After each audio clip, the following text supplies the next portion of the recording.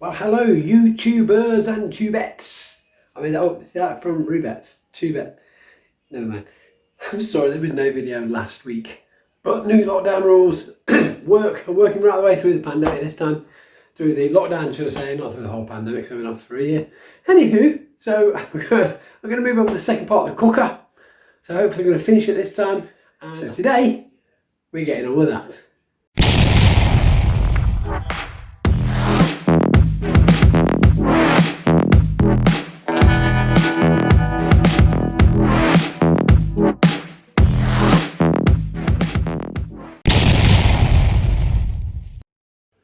Ooh, before I forget, here's a little recap of where we got to up to that point.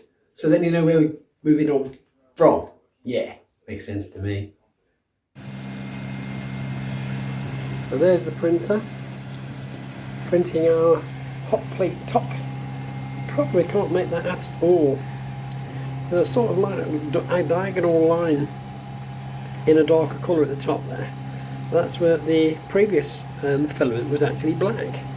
I thought I'd go all out, but obviously the printer had different ideas. So as soon as that's okay, done a little bit of a check. I'm sorry I couldn't show you doing that. Never occurred to me, to be honest.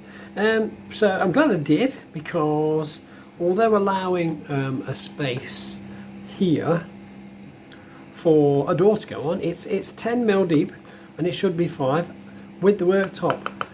I'm not sure if that's a good idea or not. I'll give that a bit of a mull over, and then we'll come back and carry on.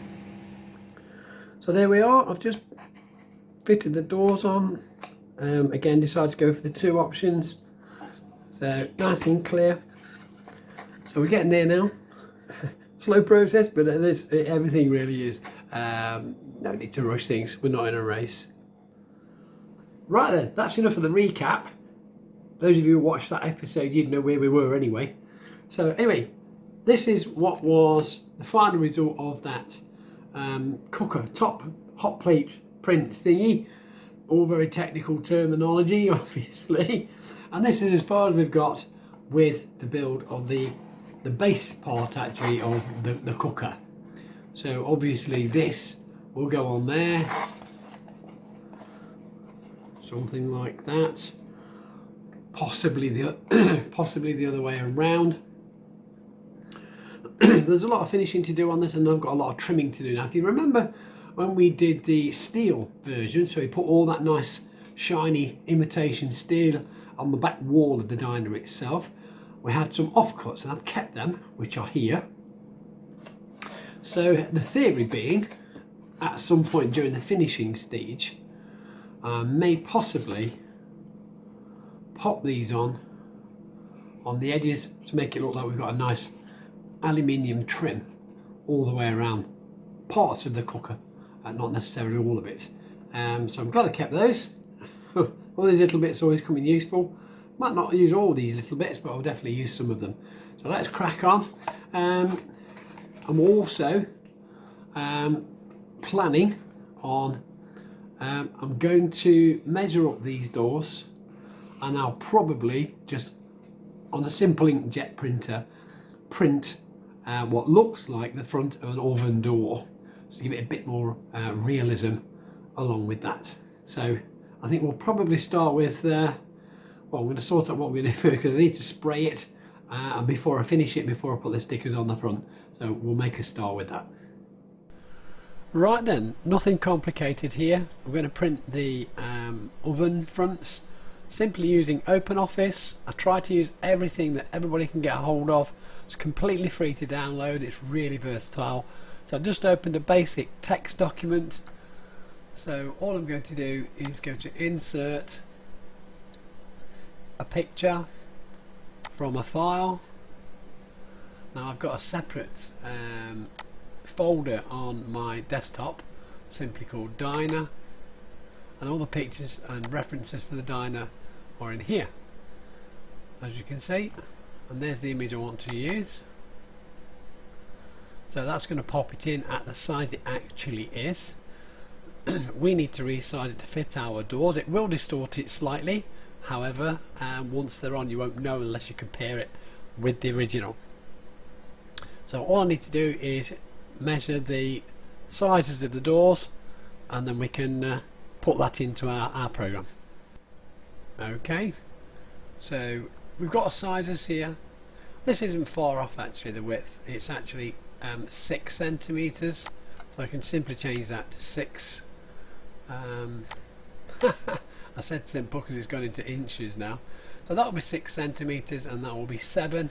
So only a very slight distortion, but that is all we need to complete this size. And I'll just send it to the printer, print 2 of, duplicate it, sorry. So there's 2 of them, and then I'll send them to printer, and then we'll get them cut out when we're near the end and put them on the front of the doors. Okay, there we are then. There's the printed result. So we've got 2 of. Obviously, when the time comes, I'll cut those out and stick them on the front of the doors before we trim them all up and finish them. Okay then, this is after we've sprayed it. First of all, I'd like to apologise because I thought I was recording while I was spraying it, but it's nothing specific, nothing fancy. It's really straightforward. It's a lovely silver metallic finish, and it's actually just metallic silver paint from Wilko's, which is this stuff. Now, what is a shame is this started at Wilko's, as did many paints, at around about £3.99 a tin. And I think over the last couple of years, I'll have to say, this has gone to like £5.79. It's really jumped up in price. It's a very good paint. It's very metallic. Many uses. I think a lot of cosplayers are using this to spray armour, that kind of thing. And of course, as something becomes more popular, the price goes up. So I can only apologise for that. I have no control, but that's what I've used. Okay, so we've got the parts ready here, and I've gone ahead and sprayed the worktop hob black. So what I'm going to do is I'm going to get some silver rub and buff and just highlight these plates, possibly the edges. I'll probably make a mess of it. I'll try not to. And of course, when we put that on there, that should make that pop quite nicely. And like I said, I'm going to try and trim these edges with some of that silver board we had before to give it like a chrome effect, like a professional diner would be. And then of course we'll go ahead and cut out the oven front pictures that we've made, pop them on the front, and then we'll see what we've got. Okay, all I've done is I've measured the piece across, and I've simply made a slight bend on each corner so I know that's the correct size. So what I'll do is I'll start gluing the trim across the front first, so then I know we're central and it's going to fit. He says, hopefully. Famous last words and so on. Let's get a little bit of glue out of the way because I don't want a big dollop on there, so to speak. Don't need a lot of glue. I don't want it to be oozing out and spoiling the finished look. Very thin. That's beautiful. Pop that on there. It's nice and warm. So again, we'll do the same on both sides. Again, I just bent it over. Again, small amount of glue. Bending it over. I'm sorry if you can't see. Trying to keep that lovely and level with the edge. Trying not to get too stringy. It's unavoidable with hot glue, to be honest, but we try and minimise it as best we can.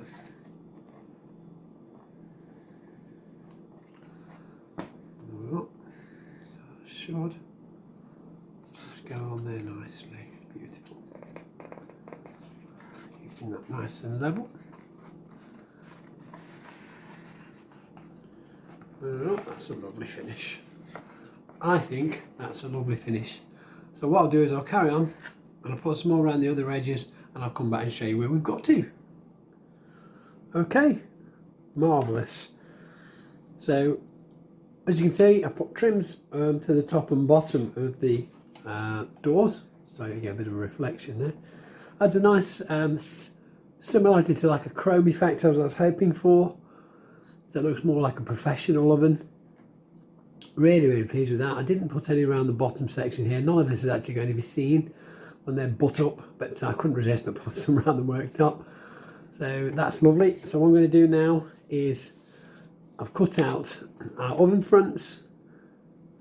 So I'll probably use the same as we did before with the Pritt stick as its paper. And of course foam board has a paper covering.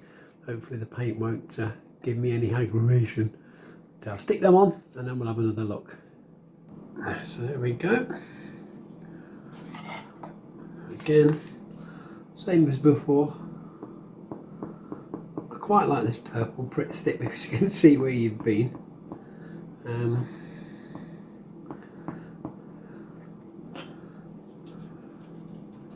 Let's try and put the lid on. And then carefully pop that on there. I'll use my other finger, so I've got a little bit of Pritt stick on my finger. I don't want to transfer purple Pritt stick to the front of my oven because it doesn't dry clear or anything. So there's one, looking lovely I think. Excuse me. Right, let's get this one on as well. Again, you don't need loads and loads of this, and of course Pritt stick is water based, for the most part child safe. So if you're helping your children to build little things like this, Pritt stick is always what's my go-to glue for paper and cardboard type finishes. I'm going to say, although here a little bit, which is what I didn't want, however, I suppose in a working diner it's never going to be absolutely pristine all the time, but I think you'll agree that really sets it off. So what I might do is add a few little extra trims, possibly with using these, maybe across there. I'll think about it, I'll do it, possibly, and I'll come back and show you. So there we are then. I think that's come out really nice. Nice sort of finish. I did decide, as you can see, to pop these little chrome finishes on the front. So I think we're going to pop that in place and that'll look really smashing. I'm not going to glue anything in place yet until I finish them all, but I think that's a good way there. Whoops, I haven't quite finished. Look at me forgetting myself. Need to do this hot plate. I'm probably going to regret filming this. I never have any problems when I'm dealing with rub and buff and things like that. However, when I film things, it's become a problem. Rub and buff, lovely little, obviously, quite seriously, less is very much more. Just pop it on, quite literally. Move it around with your fingers. Finger. So that makes that pop beautiful. A little bit of touching up to do. But again, I did expect that. And I wasn't disappointed or surprised. Now, I could have done this with a silver pen, paint pen. It will come out just as well if you don't have rub and buff. It's not the cheapest thing in the world. On average, I would say, depending on where you get it from, between £8 and £10, but trust me, this little tube, I've had it for possibly 2 years. And that goes an extremely long way. And I think you'll find anyone using rub and buff tell you the same. So I don't want this perfect, because obviously with the use, wear and tear on these plates is bound to show, even in the enamelling. So that's about it. I will do a little bit of cleanup where I've caught some of the black paint, possibly with a black felt pen, or possibly a black paint pen. So we'll see, and I'm going to have a look when I've done that. So that's where that's going to live, which is why I did the top, actually did that black. I wanted it to stand out from the silver, and of course the silver rub and buff, so the pans and the griddle and so forth would also pop out as well. So I'm going to pop that in place, and then I'll just show you a little something I picked up the other day from a place called Tiger in the UK. Right we are, look at that, smashing. It's all in place where it should be. It's all coming together quite nicely now. That's lovely. I'll just say the other thing I said I got from IKEA. Oh, we can call it Doll's House IKEA if you like. And there you go. Pans, aren't they beautiful? Perfect 1/12 scale. Little pack of them from, as I said, from Tiger in the UK. I'm not sure what the name is elsewhere, but these are actually metal. They're quite heavy. Lots of little pans. Comes in a set. Really starting to show off the diner there. That's fabulous. We can even put a few in the sink because the washing needs doing. We've got a pan. And a smaller saucepan. And in fact, pan lids. So we need to get those pots done. Really starting to take shape lovely now. Look at that. I'm really happy. So that's another project done. That's another part of the diner in place.